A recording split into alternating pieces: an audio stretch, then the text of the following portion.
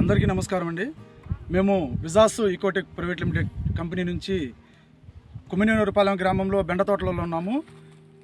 ఇక్కడ ప్రజెంట్ మేము బెండ తోట మీద డిపివి స్ప్రే చేసిన తోటలో ఉన్నాము.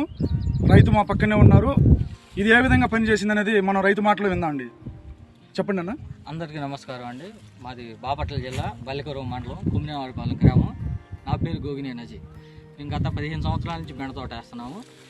మేము కొత్తగా ఈ సంవత్సరం డిపివి అనే ప్రోడక్ట్ వచ్చింది. అది మేము వాడటం స్టార్ట్ చేసాము. వాడటం స్టార్ట్ చేసిన దగ్గర నుంచి మాకు చాలా రిజల్ట్ తోటలో కనపడింది. ఎట్లా అంటే కాపు పరంగా కానీ, కాయలు పెరగడంలో కానీ, పండు రాలకుండా ఉండటం కానీ. ఇప్పుడు చూసారా, మాది 45 కోతలు అయింది. పండు ఎక్కడా రాలా, పూత రాలా. అండ్ ఈ డిపివి దానికి బాగా దోహదపడింది. రైతులందరూ ఇది వాడవచ్చు.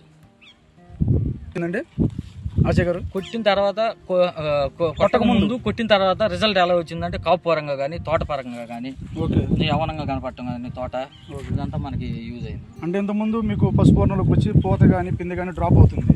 దానివల్ల కొంచెం రిలీఫ్ ఉంది. ఓకే, దానివల్ల మీకు డిపివి స్ప్రే చేయడం వల్ల దాన్ని కంట్రోల్ చేసి మీకు అదనంగా కాపు పెరిగింది.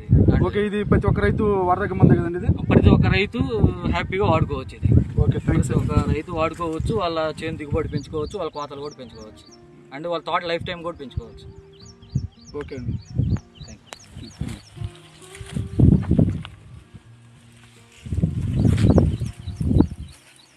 ఓకే అన్న, చాలా థ్యాంక్స్ అన్న. బాగా